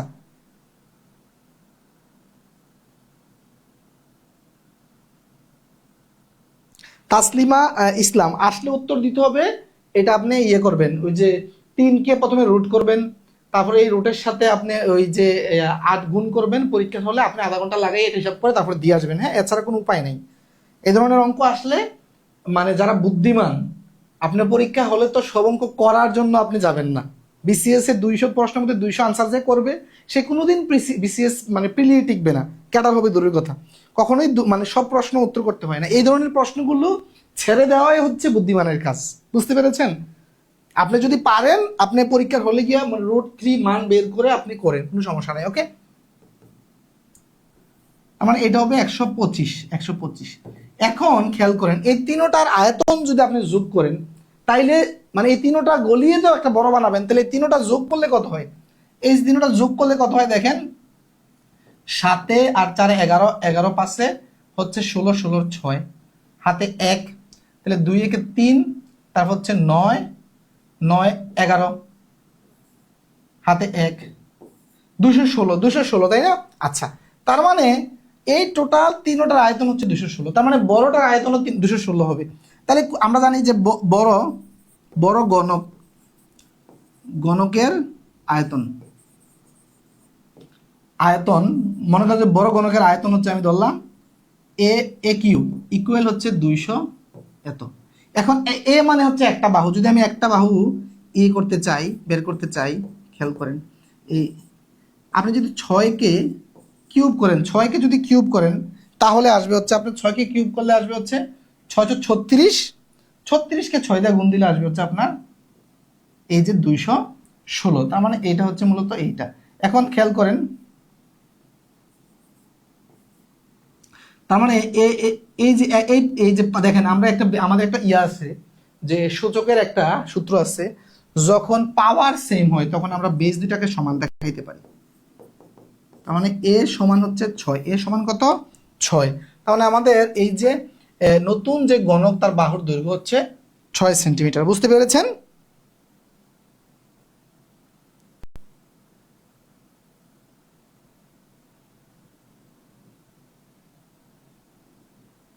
নতুন ঘনক বুঝতে পেরেছেন? এতটুকু ক্লিয়ার হয়েছে কিনা জানাবেন। আচ্ছা, তারপরে যাচ্ছি 9 নাম্বার কি বলছে, একটি আয়তাকার ঘনবস্তুর দৈর্ঘ্য 5 সেন্টিমিটার, প্রস্থ 3 সেন্টিমিটার এবং উচ্চতা 2 সেন্টিমিটার হলে বস্তুটি কত লিটার পানি ধারণ করবে? এটা হচ্ছে পানি ধারণ, নতুন টাইপ। হ্যাঁ, পানি ধারণ ক্ষমতা বের করা। পানি ধারণ, পানি ধারণ ক্ষমতা। পানি ধারণ ক্ষমতার জন্য কিভাবে চিন্তা করতে হবে, একটা আয়তাকার ঘনবস্তুর আয়তন তো আপনি বের করতে পারবেন। আয়তন অলরেডি আমরা একটু আগে দেখাইছি। আয়তন কত, এটা আয়তন বের করেন। আয়তন কত, এই যে 5 মিটার, তারপর হচ্ছে প্রস্থ 3 মিটার, তাহলে 5 3 তারপরে কত 2, এই তিনটা গুণ করলাম, গুণ করলে কত হয়, এই যে দেখেন 3 5 15, 15 দোকানে 30, তার মানে 30 ঘন মিটার, 30 ঘন মিটার। ওকে, আচ্ছা খেয়াল করেন, এখন 30 ঘনমিটারের একটা বড় একটা আপনার কাছে কি আছে, যে আয়তাকার মানে বস্তু আছে, হ্যাঁ, বা একটা পানি ট্যাঙ্কি আছে, পানি ট্যাঙ্কি আছে। ওই জায়গায় মূলত পানি কত লিটার ধরবে, সেটা কত লিটার খেয়াল করেন। একটা বেসিক একটা ইয়া কি ফর্মুলা হচ্ছে কি, বা একটা তথ্য হচ্ছে যে 1 ঘনমিটার, 1 ঘনমিটার আয়তনের জায়গায় পানি ধরে হচ্ছে 1000 লিটার। 1 ঘনমিটারের জায়গায় পানি ধরে 1000 লিটার। তাইলে এরকম 30 ঘনমিটারে, প্রতি ঘনমিটারে 1000-এর জন্য যদি বের করতেছেন, এটাকে 30কে আপনি 1000 দিয়ে গুণ দিবেন, তাহলে এত লিটার আসবে, এত লিটার আসবে। তার মানে এখানে এই যে 3 শূন্য, এখানে 4 শূন্য, 4 শূন্য, তার মানে কত 30,000, 30,000। এই যে এটা হচ্ছে 30,000, এটা হচ্ছে উত্তর, এত লিটার। ওকে, এখন অতিরিক্ত মানে এটা জানার জন্য, হ্যাঁ, এটা পরীক্ষায় আসবে না, যে এক ঘনলিটার, 1 ঘনমিটারে 1000 লিটার পানি ধরে, যে এর বেসিকটা কি খেয়াল করেন। এর বেসিকটা কি, 1 ঘনমিটার মানে কি দেখেন তো, 1 ঘনমিটার, 1 ঘনমিটার, 1 ঘনমিটার মানে হচ্ছে কি 1 মিটার দৈর্ঘ্য, 1 মিটার প্রস্থ, 1 মিটার উচ্চতা বিশিষ্ট একটি পাত্র, নাকি? আচ্ছা খেয়াল করেন, আমরা জানি যে 1 লিটার, 1 লিটার সমান হচ্ছে 1000, হ্যাঁ 1000 সেন্টিমিটার কিউব বা ঘন সেন্টিমিটার, 1000 কিউব বা ঘন সেন্টিমিটার, এটা বা ঘন সেন্টিমিটার, ঘন সেন্টিমিটার। 1 লিটার মানে হচ্ছে 1000 সেন্টিমিটার কিউব অথবা ঘন সেন্টিমিটার। এখন খেয়াল করেন একটা জিনিস, এখানে 1 মিটারকে যদি আমি সেন্টিমিটারে নিতে যাই, আমার সেন্টিমিটার দরকার লিটারের জন্য, তাহলে 1 মিটার সমান হচ্ছে 100 সেন্টিমিটার। তারপর হচ্ছে এটার জন্য 100 সেন্টিমিটার, এটার জন্য 100 সেন্টিমিটার। তার মানে এখানে কত সেন্টিমিটার হয় দেখেন তো, এখানে দুইটা দুইটা দুইটা, 6টা শূন্য, 1 2 3 4 5 6। তার মানে দেখেন এখানে 1 2 3 4 5 6 7, মানে কি 10 লাখ ঘন সেন্টিমিটার, 10 লাখ ঘন সেন্টিমিটার, 10 লাখ ঘন সেন্টিমিটার। ওকে, এখন দেখেন আমরা জানি কি যে 1000 ঘন সেন্টিমিটার মানে 1 লিটার। তাহলে এখানে 10 লাখ ঘন সেন্টিমিটারে মানে কত লিটার পানি আছে, এটা যদি পাইতে হয়, তাহলে আমি কি করবো, এখানে এটাকে জাস্ট 1000 দিয়ে ভাগ দেন, 1000 দিয়ে ভাগ দেন, তাহলে 1 0 2 0 3 0, 1 0 2 0 3 0, এই যে দেখেন কত হইলো, 1000 হইলো। তার মানে 1 ঘনমিটারে 1000 লিটার পানি ধরে। কথা বুঝতে পেরেছেন, কথা বুঝতে পেরেছেন?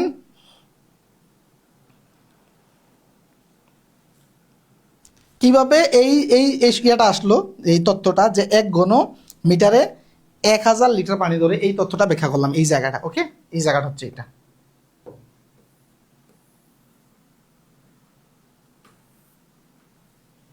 এতটুকু ক্লিয়ার হয়েছে? এরপরে চলুন আমরা এর পরেরটা যাই, যে একটি চৌবাচ্চার দৈর্ঘ্য 3 সেন্টিমিটার, 3 মিটার, প্রস্থ 2 মিটার এবং উচ্চতা 4 মিটার হলে এতে কত লিটার পানি ধরবে? দেখেন এখন আপনাদের কাছে এটা পানি হয়ে গেছে না, এটা পানি হয়ে গেছে না, তাহলে আয়তন বের করে 1000 দিয়ে গুণ দিয়ে দিলে তো খেলা শেষ নাকি? তার মানে এই যে দেখেন মুখে মুখে করা যায়, এই যে এটা গুণ করেন, এই যে 3 দোকানে 6, 424, 24 কে 1000 দিয়ে গুণ করলে 24,000। এগুলার অঙ্ক থাকে? এগুলো অঙ্ক থাকে না। আপনারা যারা ভয় পান, যে অঙ্ক নিয়ে ভয় পান, দেখেন আপনি একটু জাস্ট খালি চর্চা করলেই এগুলো একেবারে পানির মতো সহজ, ঠিক কিনা? বুঝতে পেরেছেন? একটু জাস্ট চর্চা করলেই কিন্তু এগুলো পানির মতো সহজ।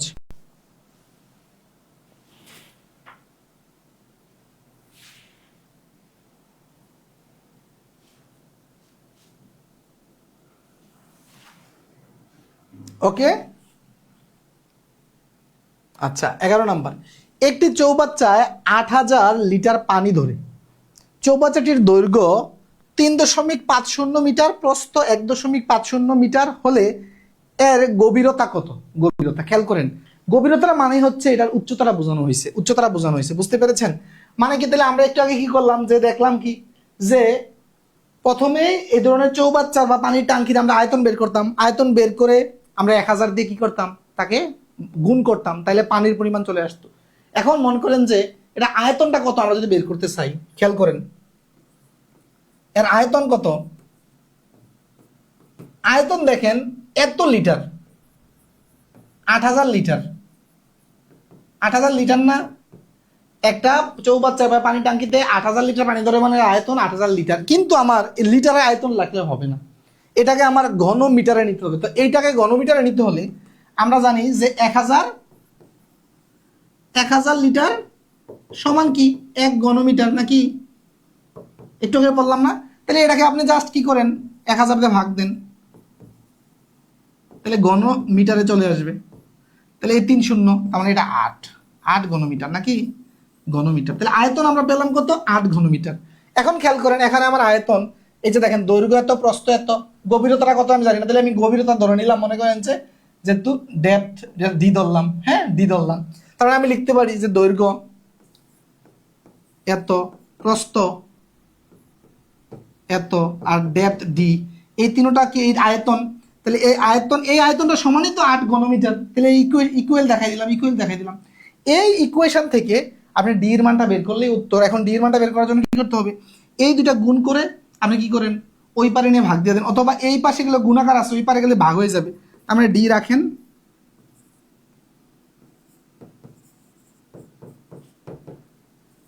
এই যে এটা। ওকে, এখন এখানে দশমিকের যেহেতু আছে, এই ক্যালকুলেশনটা কিভাবে করবেন সেটা দেখাচ্ছি। দেখেন এই দশমিক তোলার জন্য আমি উপরে কি করলাম, এই যে দেখেন এই দশমিকের জন্য দিলাম হচ্ছে 1, দশমিকের পরে 2 ঘর আছে 2টা শূন্য, এই দশমিকের জন্য দিলাম আবার গুণ দিয়ে 1, 2 ঘর আছে 2টা শূন্য। তার মানে বিষয়টা হচ্ছে এই যে এই দশমিকগুলো এখন নাই, এই দশমিকগুলো এখন উড়ে গেলে কি হয়, খুব মনোযোগ, তার মানে এগুলো হবে কি এখন, এই যে এত হবে, আরেকটা হবে এত। ওকে, তাহলে এই শূন্য এই শূন্য এই শূন্য এই শূন্য কাটা। ওকে, আচ্ছা খেয়াল করেন এখন রইল কি, যে এখানে 100, এখানে 35, এখানে 15। এখন যদি আমি 5 দিয়ে কাটি, এটা 3 হয়, এটাকে 5 দিয়ে কাটি, এটা 20 হয়। তারপরে দেখেন এটাকে যদি আবার 5 দিয়ে কাটি, এটা হচ্ছে 4, তাহলে এটাকেও 5 দিয়ে কাটলে এটা হয় 7। ওকে, তার মানে উপরে রইল কি দেখেন আমার, এই যে 8 আর 4, নিচে রইল হচ্ছে আমার 7 আর 3। তার মানে উপরে রইল হচ্ছে 4 আর 32, নিচে রইল 3 7 21। এখন দেখেন এটাকে আর কোনো কাটাকাটি যায় না, এখন আমি সরাসরি ভাগ দিতে হবে, যেহেতু এখানে দশমিকে আছে নাকি। দেখেন এখন দেখেন এই উত্তরটা দেখেই বোঝা যাচ্ছে আসলে এটা 75 নয়, কারণ হচ্ছে কি, এটা হচ্ছে কি 21 ভাগের 32, 21 ভাগের 32। তার মানে এটা ভগ্নাংশ আসছে, যেটা এইটাও হবে না, এইটা হবে না, এইটা হবে না, তার মানে এই দুটার যে কোনো একটা হবে। আচ্ছা খেয়াল করেন আমি যদি এই যে 32কে 21 দিয়ে ভাগ দেই, তার মানে 2 এর উপরে আসার সম্ভাবনা আছে, একবার যায়, দেখেন 21 কে 21 একবার যায় না, তাহলে থাকে কি, এই যে 11। তারপরে যদি আপনি এই 21কে আবার দেন, তাহলে এই যে দশমিক দিয়ে দেখেন, দশমিক দিয়ে যদি দেন আপনি, তাহলে 11 থাকে, দাঁড়ান, আপনি এই যে দশমিক দিয়ে আমি এখন শূন্য আনলাম, দশমিক দিয়ে শূন্য আনলাম। এখন দেখেন এই যে 110-এর মধ্যে 21 যাবে হচ্ছে 5 বার। এই যে আমার এতটুকু কিন্তু মিলে গেছে, আমার কিন্তু আর দরকার নাই, 1.5 পর্যন্ত কিন্তু মিলে গেছে।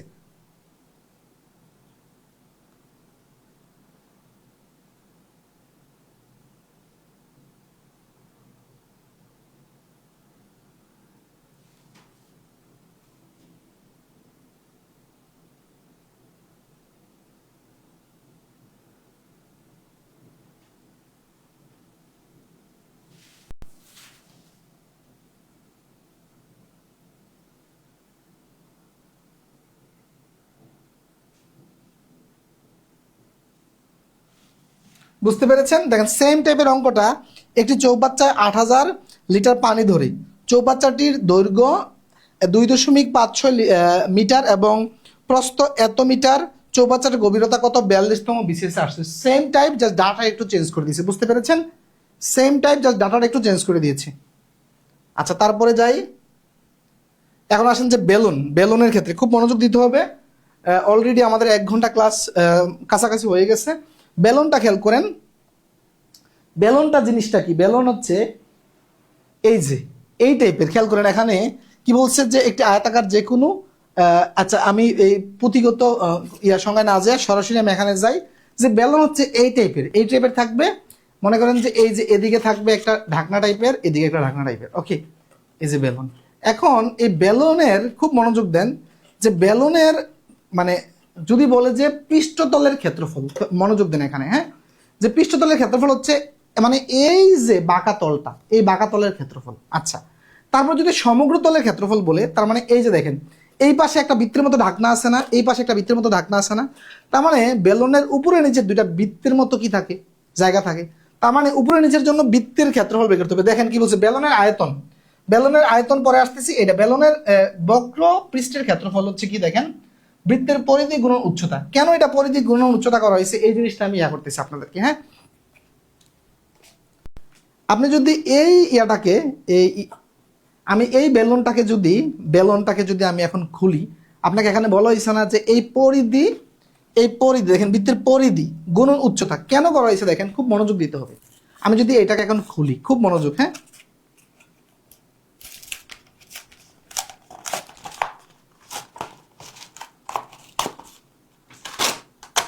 দেখেন এটাই তো ছিল এরকম, এটা ছিল কি বেলুনটা। এখন এটা হচ্ছে এই যখন এটা বেলুন আকারে থাকে, এটা হচ্ছে এটা পরিধি। এই পরিধিটা দেখেন তো, আমি যখন এটাকে এইভাবে খুলি, এভাবে যখন খুলি, এটা কি হয়ে যাচ্ছে, একটা আয়তাকার বস্তুর মতো হয়ে যাচ্ছে না? তখন এই পরিধিটা কি, দৈর্ঘ্য। আপনাকে যদি বলা হয় এই যে দেখেন বেলুনের বক্রতলের ক্ষেত্রফল, মানে এই তলের ক্ষেত্রফল মানেই হচ্ছে এই আয়তাকার বস্তুর ক্ষেত্রফল। হ্যাঁ, এটা এই যে আয়তাকার একটা ক্ষেত্র, এটার ক্ষেত্রফল। তখন আপনাকে যদি বলি যে এটার ক্ষেত্রফলটা কিভাবে বের করবেন, তাহলে আপনি কি এই যে দৈর্ঘ্য গুণ করবেন আর এই প্রস্থ গুণ করবেন। এই প্রস্থটা এখানে উচ্চতা হিসাবে আছে, এই প্রস্থটা যখন আমি এটাকে বেলুন বানাই, এটা তখন উচ্চতা হয়ে যায়। এই প্রস্থটা কি হয়ে যায়, এটা উচ্চতা হয়ে যায়।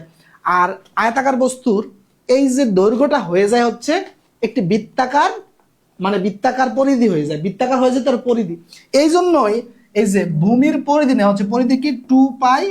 আর তারপরে দেখেন আমরা যেহেতু এরপরে আমি দেখেন এই হচ্ছে দৈর্ঘ্য, তার মানে এই দৈর্ঘ্যটাই এখানে পরিধি হয়ে যাচ্ছে যখন আমি এটাকে দিয়ে একটা বেলুন বানাচ্ছি, হ্যাঁ, বা সিলিন্ডার বানাচ্ছি। আর এর সাথে এই যে এটা যোগ গুণ হবে, তো গুণ উচ্চতাটা কি, এখানে এই উচ্চতা হয়ে যাচ্ছে আমার এই আয়তাকার বস্তুর এই ইয়াটা দৈর্ঘ্যটা বা প্রস্থটা হয়ে যাচ্ছে এখানে উচ্চতা, তার মানে এটা হচ্ছে এইচ।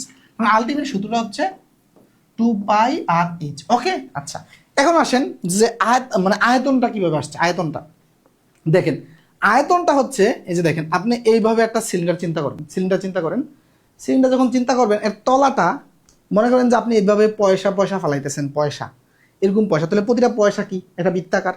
তার মানে আপনি যদি এখান থেকে শুরু করে এ পর্যন্ত মানে টোটাল ভেতরের ফাঁকা জায়গার আয়তন বের করতে চান, আমার এরকম বৃত্তাকার মানে কয়টা লাগবে, এরকম পয়সা কয়টা ফেলাইতে পারবেন, এই সবগুলো পয়সার উচ্চতা যদি এর সাথে গুণ করেন, তাইলে কিন্তু আপনার আয়তন চলে আসতেছে। খেয়াল করেন, তার মানে এই বৃত্তটাকে বৃত্তের যেই ক্ষেত্রফল, বৃত্তের ক্ষেত্রফলকে যদি আপনি উচ্চতা দিয়ে গুণ দেন, তাইলে কিন্তু আপনার টোটালটা আয়তন চলে আসবে। এই যে দেখেন বৃত্তের ক্ষেত্রফল গুণন উচ্চতা, তাহলে বৃত্তের ক্ষেত্রফল আমরা কি জানি, πr² গুণন উচ্চতা, উচ্চতা হচ্ছে h, তার মানে এটা হচ্ছে দেখেন πr² h। বুঝতে পেরেছেন কিনা জানাবেন।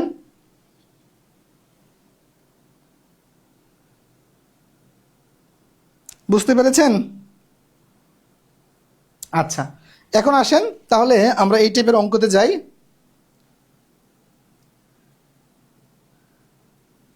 আচ্ছা, এখন আরেকটা জিনিস হচ্ছে কি, যদি বক্রতলের দেখেন বেলনের সমগ্র পৃষ্ঠের ক্ষেত্রফল যদি বলে, সমগ্র পৃষ্ঠের ক্ষেত্রফল বললে এই যে বাঁকা তল এর ক্ষেত্রফল সাথে এই যে নিচে একটা বৃত্ত উপরে একটা বৃত্ত, দুইটা বৃত্তের ক্ষেত্রফল সব যোগ করতে হবে, এটাই করা হচ্ছে। বক্রতলের সমগ্র পৃষ্ঠের ক্ষেত্রফল হচ্ছে বক্রপৃষ্ঠের ক্ষেত্রফল, এই যে বক্রপৃষ্ঠের ক্ষেত্রফল, তারপরে কি দুই প্রান্তের ক্ষেত্রফল, দুই প্রান্তের মানে কি বৃত্ত না, তাহলে বৃত্তের ক্ষেত্রফল কি জানি পাই আর স্কোয়ার, তাহলে একটা যদি আর হয় তাহলে উপরে নিচে দুইটা, তাহলে 2 পাই আর স্কোয়ার, এটাই করছে। এই যে বক্রতলের ক্ষেত্রফল যোগ 2 পাই আর স্কোয়ার।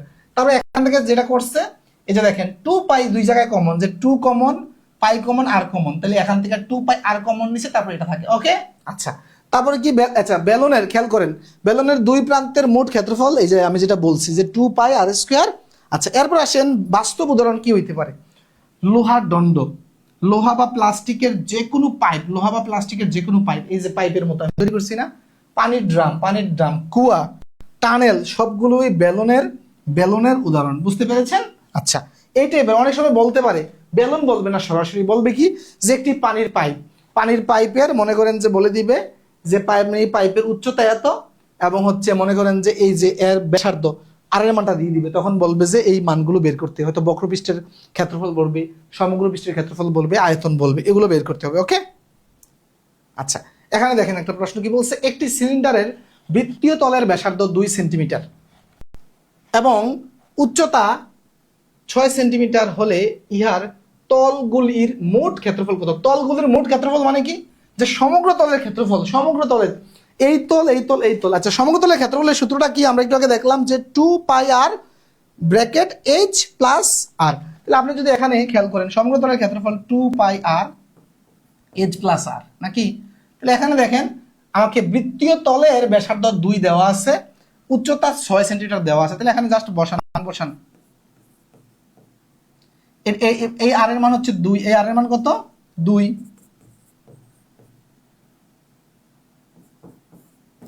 এটা হচ্ছে 6 প্লাস 2, তার মানে এটা কত হচ্ছে দেখেন তো, এটা হচ্ছে 8, এই জায়গাটা কত হচ্ছে 4 পাই আর এটা হচ্ছে 8, তার মানে 4টা 32, 4টা 32, 32 পাই, 32 পাই, উত্তর হচ্ছে 32 পাই। বুঝতে পেরেছেন? বুঝতে পেরেছেন কিনা? একেবারে বাস্তব উদাহরণের মাধ্যমে বোঝানোর চেষ্টা করছি, একেবারে বুঝতে পেরেছেন?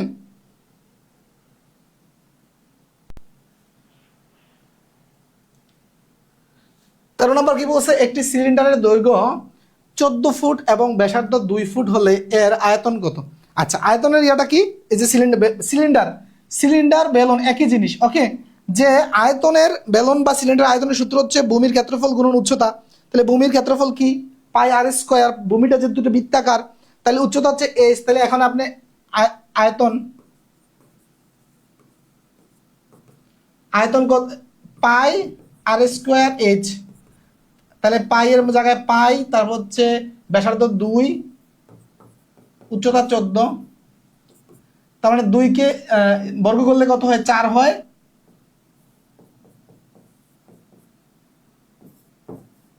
4 14 কত, 4 14,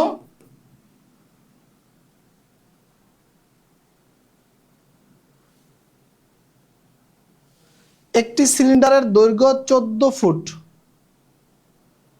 দৈর্ঘ্য 14 ফুট এবং ব্যাসার্ধ 2 ফুট হলে, ব্যাসার্ধ 2 ফুট হলে এর আয়তন কত? এটা অপশনের সাথে ঘনফুট, 4 14 56 হওয়ার কথা, কিন্তু অপশন এখানে ম্যাচ করতেছে না, হয়তো অপশনগুলো ভুল আছে কিনা। দিদার হোসেন স্যার, আপনার ক্লাস করে অনেক ভালো লাগে, দোয়া করি আপনার জন্য। এটা তো নর্মালি 4 14 56 56 পাই হওয়ার কথা, কিন্তু এখানে হয়তো এই কি পাই, আমার যেটা মনে হয় ওরা পাইয়ের মান ধরে নিছে, পাইয়ের মান ধরে নিছে, এই জন্য পাই দূর করে দিছে। আপনার পাইয়ের মান যদি আমরা এটা ধরি, গুণ করে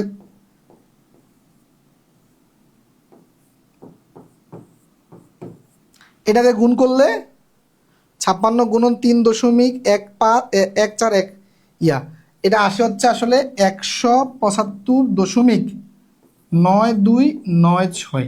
এইটা থেকে ওরা যেটা করছে এটাকে 176 ধরে নিছে, বুঝছেন? 176 ধরে নিছে। কিন্তু পরীক্ষার হলে আমরা যেটা করব নর্মালি, এই যে নর্মালি চাকরির পরীক্ষায় সরাসরি এর আগের অঙ্কটা দেখছেন যে আগের অঙ্কটা পাই দেওয়া ছিল, 32 পাই দেওয়া ছিল না? আগের অঙ্কটা 32 পাই দেওয়া ছিল। কিন্তু যদি এইভাবে দেওয়া থাকে, হ্যাঁ, যেমন এটা একটু নবম গ্রেডের সহকারী পরিচালক এই ধরনের একটু জটিল দেয়, তখন আপনারা যেটা করবেন যে এই পাইয়ের মানটা এই যে 3.14116, ঠিক আছে, এটা আপনারা কি করবেন, এটা বসাই দিবেন। বসাইলে দেখেন নর্মালি গুণ দিলে এটাকে যদি 3 গুণ করেন, তার মানে এটা কত আসতে পারে? 3 গুণ করলে দেখেন আপনি 50-কে 3 গুণ করলে 150, ঠিক আছে, তারপরে 6-কে 3 গুণ করলে 18, তার মানে 150-র পরে 18 এই টাইপের আসবে। এই দুটো অপশন কাছাকাছি, তখন আরেকটু গুণটা যদি মানে করতে পারেন তাইলে কিন্তু আপনি একুরেট উত্তরটাই পেয়ে যাবেন। বুঝতে পেরেছেন?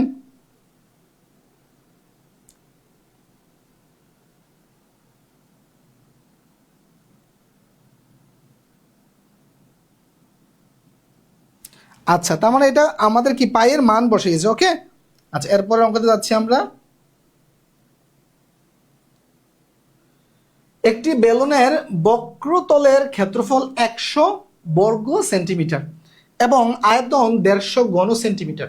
বেলুনের ভূমির ব্যাসার্ধ কত? আচ্ছা দেখেন, আমরা এই যে আয়তনের সূত্রটা জানি কি, যে পাই আর স্কোয়ার এইচ, আর বক্রপৃষ্ঠের ক্ষেত্রফল জানি হচ্ছে 2 পাই আর এইচ। হ্যাঁ, এখন এটাই দেওয়া আছে যে বক্রতলের ক্ষেত্রফল দেওয়া আছে আর হচ্ছে আয়তন দেওয়া আছে। এখন দেখেন এখান থেকে আমাকে ব্যাসার্ধ বা আর এর মানটা বের করতে। আচ্ছা খেয়াল করেন তো, আমি লিখতে পারি কিনা এরকম, দেখেন তো, যে পাই আর স্কোয়ার এইচ এটা সমান কত দেওয়া, এটা সমান যেটা আয়তন দেওয়া আছে, তাহলে এই আয়তন দেওয়া আছে কত, এই যে এটা, তাহলে আমি এটা সমান এটা লিখতে পারি। ওকে, 1 নং সমীকরণ দেন। তারপরে দেখেন আমি লিখতে পারি যে এখানে তারপরে দেওয়া আছে কি, ক্ষেত্রফল। তাহলে ক্ষেত্রফল যদি দেওয়া, বা প্রথমে যদি ক্ষেত্রফল লিখতে চান লিখতে পারেন, সমস্যা নেই। আমি এটা আগে লিখছি কেন, ভাগ দিতে আমার সুবিধা হবে। বুঝতে পেরেছেন? আপনারা চাইলে পরেও লিখতে পারেন এটা। পরে ক্ষেত্রফলের সূত্রটা কি, যে 2 এটা। বুঝতে পেরেছেন? এটা কত দেওয়া, এটা দেওয়া হচ্ছে আমার 100। এটাকে 2 নং চিন্তা করেন। এখন আমি 1 নংকে 2 নং দিয়ে যদি ভাগ দেই, খুব মনোযোগ, যদি ভাগ দেই, বিষয়টা দেখেন, যদি ভাগ দেই তখন কি হবে, আমি এখানে ভাগ দিলে 1 নংকে 2 নং দিয়ে ভাগ, 1 নংকে 2 নং দিয়ে ভাগ, এই যে 1 নংকে 2 নং দিয়ে ভাগ। ওকে, আচ্ছা, এখন ভাগ দিলে দেখেন আমার এই পাই চলে যায়, এটা চলে যায়। ওকে, তারপরে কি থাকতেছে, এই যে আর দিয়ে যদি কাটেন তাহলে উপরে একটা আর থাকতেছে। ওকে, আচ্ছা, তাহলে এখানে উপরে দেখেন কি রইল, এটা, আর এখানে রইল 150, এখানে রইল 100। এখন আমি যদি আর গুণন করি, আর গুণন করলে কি হয় দেখেন, 100 আর তারপরে এই দুটা যদি গুণ করেন 300। এখন আর রেখে যদি আমি 100 দিয়ে ভাগ দিই 300-কে, তার মানে আমার আসতেছে কত, 3, আর এর মান 3 আসতেছে, আর এর মান 3 সেন্টিমিটার। এই যে এটা উত্তর। বুঝতে পেরেছেন?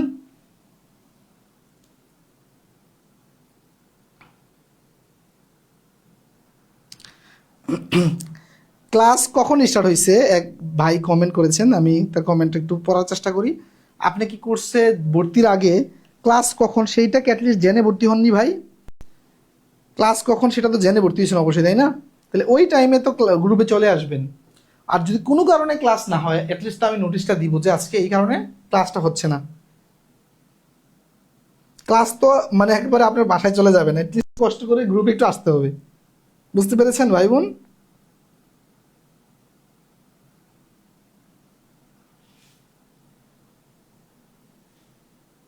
আচ্ছা, তাহলে এটা আমরা বুঝতে পারলাম। দেখেন এই ক্ষেত্রে এই টাইপের অঙ্ক আসলে যেটা করবেন, এই যে দেখেন উপরে দেখেন আয়তন আছে, তার মানে কি একটা আর বেশি আছে, নিচে একটা আর কম আছে, এই জন্য আমরা এই যে এই সমীকরণটাকে এই সমীকরণ দিয়ে ভাগ দিছি। ঠিক আছে, তাহলে আমার কাটাকাটি করে উপরে একটা আর থাকবে। এরপর আসেন যে কোণক বা কোন সমকোণী ত্রিভুজের সমকোণ সংলগ্ন যে কোনো একটি বাহুকে স্থির রেখে ওই বাহুর চতুর্দিকে ত্রিভুজকে ঘোরালে যে ঘনবস্তু উৎপন্ন হয় তাকে মানে সমবৃত্তভূমি কোণক বলে। তবে এই ধরনের ডেফিনেশন তার আপনার চাকরি পরীক্ষা আসবে না, তাই এগুলো ভাব, ঠিক আছে। এখন আসেন কোণক সূত্রটা কি, যে 1/3 গুণন ভূমির ক্ষেত্রফল গুণন উচ্চতা। তার মানে এটা কি দাঁড়ায়, ভূমির ক্ষেত্রফলটা কি, কোণকের ভূমির ক্ষেত্রফল কি, খুব বোঝার চেষ্টা করবেন। হ্যাঁ, কোণক, এই যে আমি একটা কোণক তৈরি করে রেখেছি, কোণক, আমরা কোন আইসক্রিম খাই না, অনেকটা এরকমই, ঠিক আছে, ওইটাই, ঠিক আছে। তো এটা আমি একটু অন্যভাবে তৈরি করেছি। তাহলে এই কোণকের বলছে কি, খুব মনোযোগ, যে কোণকের আয়তন হচ্ছে 1/3 গুণন হচ্ছে ভূমির ক্ষেত্রফল। আচ্ছা, কোণকের ভূমিটা কি, কোণকের ভূমিটা কি বলেন তো, এটা যদি ভূমি ধরি মানে কি তলা ধরি, তাহলে এই কোণকের ভূমিটা হচ্ছে একটা বৃত্ত না, বৃত্তের মতো না। তাহলে দেখেন এটা হবে কি, বৃত্তের ক্ষেত্রফল কি পাই আর স্কয়ার। আর উচ্চতা কি, উচ্চতা মানে কোনটা বুঝাইছে খেয়াল করেন, উচ্চতা বলতে কিন্তু এইটা না, এখানে খুব মনোযোগ, আমি এখানে দেখানোর চেষ্টা করতেছি। এই যে জোড়াটা আছে না, এই যে জোড়াটা, এই যে এটা কিন্তু একটা রেখা চিন্তা করি, এটা কিন্তু উচ্চতা না, এটা হচ্ছে হেলানো তল। উচ্চতা হচ্ছে ঠিক যদি আমি এদিক থেকে কলমটা ঢুকিয়ে দিই, ঢুকিয়ে দিলে এটা কি এদিক দিয়ে বের হবে না, এই বরাবর, এটা হচ্ছে উচ্চতা। বোঝা গেছে উচ্চতা? আমি একটু এখানে আঁকার চেষ্টা করতেছি।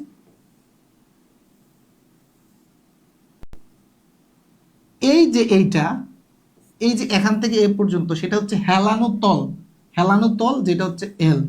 আর এইটা, এই উচ্চতা হচ্ছে আসলে মূলত এইটা, উচ্চতা এইটা, ঠিক আছে।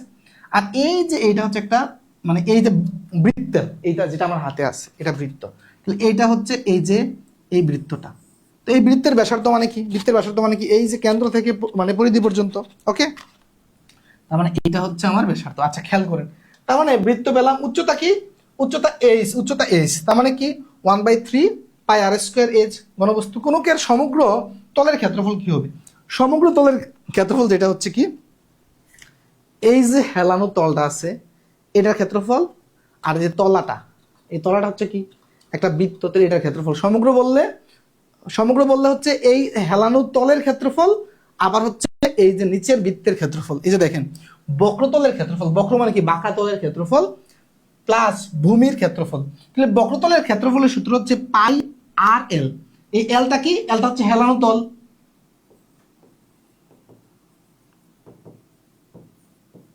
পাই এলটা হচ্ছে হেলানো তল, আরটা হচ্ছে কি, আরটা হচ্ছে এইটা আর, এটা হচ্ছে আর।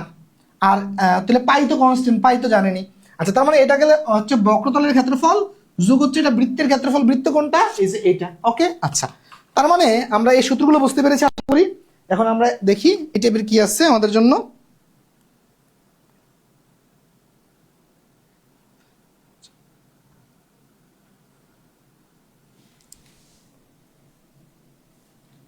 আচ্ছা, 15 নাম্বার কি বলছে, একটি কোণকের ব্যাস 10 সেন্টিমিটার এবং উচ্চতা 12 সেন্টিমিটার হলে হেলানো তলের দৈর্ঘ্য কত। আচ্ছা, খেয়াল করেন, তাহলে একটি কোণক, কোণকের কি বলছে, ব্যাস, একটি কোণকের ব্যাস 10 সেন্টিমিটার, ব্যাস মানে কি ঠিক এই জায়গা থেকে এতটুকু পর্যন্ত, এই যে এই টোটালটা হচ্ছে 10 সেন্টিমিটার, এই এতটুকু হচ্ছে 10 সেন্টিমিটার, ওকে। এবং উচ্চতা 12 সেন্টিমিটার, তার মানে এই উচ্চতা, এই যে এইটা, এটা হচ্ছে 12 সেন্টিমিটার, এটা হচ্ছে 12 সেন্টিমিটার, ওকে। এটা যদি 12 সেন্টিমিটার হয়, বলছে কি হেলানো তলের দৈর্ঘ্য কত, এই যে হেলানো তল, এল ইকুয়াল টু হোয়াট বের করতে বলছে। আচ্ছা, দেখেন তো, আমি যদি এইটা এইভাবে চিন্তা করি, এটা এই যে টোটাল ব্যাস হচ্ছে 10, তার মানে এটা ব্যাসার্ধ না, এতটুকু ব্যাসার্ধ, ব্যাসার্ধ 5 না, ব্যাসার্ধ 5, তাহলে এটা 5 সেন্টিমিটার, এটা 12 সেন্টিমিটার, এই এলটা কত, এই যে টোটাল এটাকে চিন্তা করেন, এটা একটা কি, এটা একটা মানে সমকোণী ত্রিভুজ না, এটা একটা সমকোণী ত্রিভুজ না, এটা সমকোণী ত্রিভুজের এটা অতিভুজ না। তাহলে দেখেন এল স্কোয়ার, আর হচ্ছে এই যে লম্ব স্কোয়ার প্লাস ভূমি 5 স্কোয়ার, তার মানে দেখেন 144 25, এই দুটো যোগ করলে হচ্ছে 169, এল স্কোয়ার মানে 69, এলটা যদি দেখে ওই পাশে আমি 169কে যদি রুট করি, তার মানে 13 হয়। এটা অনেক ভাই বোন জানেন যে সমকোণী ত্রিভুজের ক্ষেত্রে যদি এটা 12 হয়, এটা 5 হয়, এটা 13 হয়, এটা আমাদের অনেকের মুখস্থ, তাই ঠিক কিনা বলেন তো, এটা আমাদের অনেকের মুখস্থ না। আচ্ছা, মার্ক অলিভার বলছে নতুন ব্যাচের ক্লাস কোন দিন থেকে শুরু হবে, এই ব্যাচ যেদিন থেকে শেষ হবে এরপর দিন থেকে ইনশাল্লাহ। আপনারা এই ব্যাচ শেষ না করে কি নতুন ব্যাচে চলে যাবেন? আচ্ছা, তার মানে এটা 13, এই যে, ওকে, বোঝা গেছে।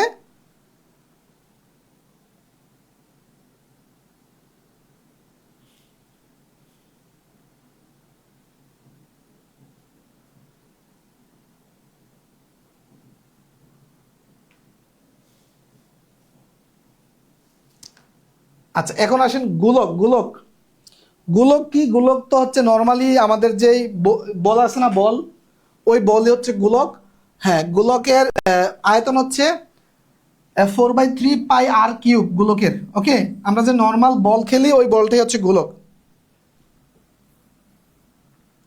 আচ্ছা তাহলে এই যে দেখেন আর কিউব আছে, আর কিউব। কিউব মানে হচ্ছে কি, যে এখানে তিনটা মাত্রা গুণ আছে, তিনটা মাত্রা গুণ আছে, এই জন্য আর কিউব। যখন আর স্কোয়ার হয় দুইটা মাত্রা, তাহলে এখানে কিউব আছে তিন মাত্রা। তারপর হচ্ছে গোলকের পৃষ্ঠতলের ক্ষেত্রফল। পৃষ্ঠতলের ক্ষেত্রফল মানে কি? দেখেন আয়তন মানে হচ্ছে কি, ফুটবলের ভেতরের যে জায়গাটা সেটা হচ্ছে আয়তন। আর পৃষ্ঠতল মানে হচ্ছে কি, এর এই যে উপরের যে মানে তলটা আছে এটা সমগ্রটার ক্ষেত্রফল। ওকে, এটা হচ্ছে 4πr²। আচ্ছা আমরা চলুন এরপরে কি আছে অঙ্ক সেটা দেখার চেষ্টা করি।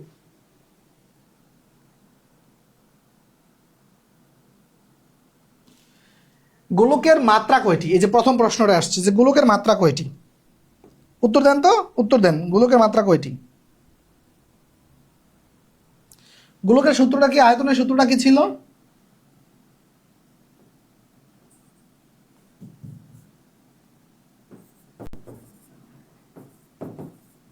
এরকম ছিল না? বলেন। গোলকের মাত্রা ছিল কি 4/3πr³। তার মানে এখানে তিনটা, আর এর উপরে তিন, তার মানে তিনটা, এখানে তিনটা হবে। মাত্রা কয়টা? তিনটা। হ্যাঁ, নতুন ব্যাচের জন্য যারা ভর্তি হয়েছেন এই ব্যাচে ক্লাসগুলো করতে থাকেন, তারপরে আবার নতুন ব্যাচে আমরা ক্লাস করবো ইনশাল্লাহ। আচ্ছা তার মানে এটার উত্তর পেয়ে গেলাম। গোলকের ব্যাসার্ধ আর হলে উহার আয়তন সমান কত? আচ্ছা খেয়াল করেন, অলরেডি আমরা এটা জেনে ফেলেছি যে গোলকের ব্যাসার্ধ যদি আর হয় তাহলে এর আয়তনের সূত্রটা কি? Already 4/3πr³। 4/3πr³, ঠিক কি না? এটা যার সূত্রটা আসছে পরীক্ষায়। 18। দুটি গোলকের ব্যাসার্ধের অনুপাত 3:2 হলে তাদের আয়তনের অনুপাত কত? খেয়াল করেন, মনে করেন যে প্রথম আয়তন, ব্যাসার্ধ দেওয়া আছে না, আয়তন, প্রথম আয়তন কত? প্রথম আয়তন কত? খুব মনোযোগ দেন। প্রথম আয়তন মনে করেন যে যদি আমি এটাকে যদি মনে করেন যে 3ই ধরি, হ্যাঁ যেহেতু 3 আছে 3 ধরেন, তাহলে প্রথম আয়তনটা কত হবে? যে 4/3 পাই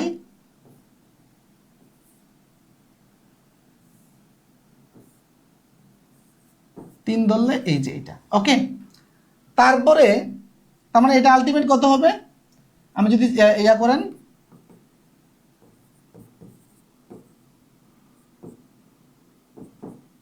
সাতাইশ। ওকে, আচ্ছা তারপরে আসেন দ্বিতীয়টা আয়তন।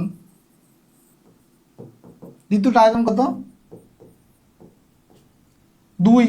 এরপরটা যদি 2, তোমার এটা 4। আচ্ছা বলছে কি তাদের আয়তনের অনুপাত কত? তার মানে একটার আয়তন দেখেন এইটা, আরেকটার আয়তন এইটা, ঠিক কি না? আয়তন এইটা। এখন এই দুটাকে আপনি অনুপাত করেন, এই দুটাকে যদি অনুপাত করেন এটা কিউব হবে, কিউব হইলে এটা 8 হবে। ওকে, এটা 8 হবে। আচ্ছা তার মানে আপনি যদি এই দুটো আয়তনকে অনুপাত করেন, তার মানে আমি কি লিখতে পারি যে এই দেখেন তো, প্রথমটা অনুপাত দ্বিতীয়টা, তার মানে এই পাশেও লিখতে পারি 27:8। দেখেন এই যে সেম জিনিসগুলো কিন্তু কাটা চলে যায়, সেম জিনিসগুলো কাটা চলে যায়। তাহলে 27:8 না, 27:8, এই যে এটাই তো 27:8। কোথায় এইটা? কথা বলছেন কিনা? 27:8।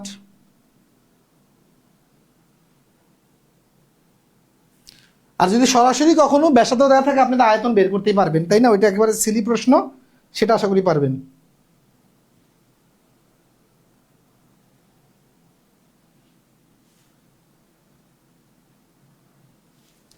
19 নম্বর প্রশ্নে কি বলছে? দুটি গোলকের আয়তনের অনুপাত 8:27, তাদের ক্ষেত্রফলের অনুপাত কত?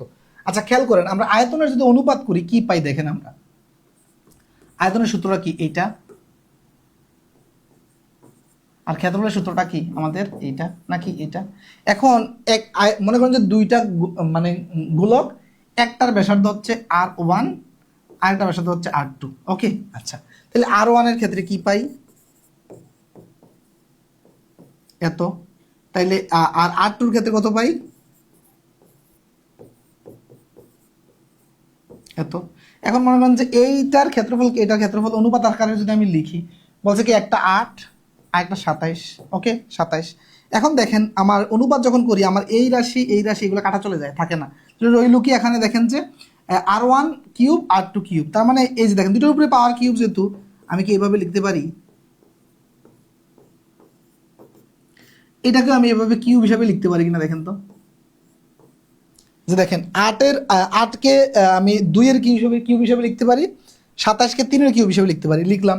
কারণ আলটিমেট এখানে আমার রইল কি দেখেন তো, যে R1/R2 সমান হচ্ছে, আমি দেখেন এই যে পাওয়ার সেম, এটা সূচকের একটা আমাদের সূত্র, যে পাওয়ার সেম হইলে বেসকে সেম দেখানো যায়। তার মানে R1/R2, আর এখানে হচ্ছে 2/3, তার মানে এটা পেলাম। এখন আসেন আমাদের যখন আমরা বের করব, ক্ষেত্রফলের অনুপাত বের করব, ক্ষেত্রফলের সূত্রটা কি, যে 4πr²।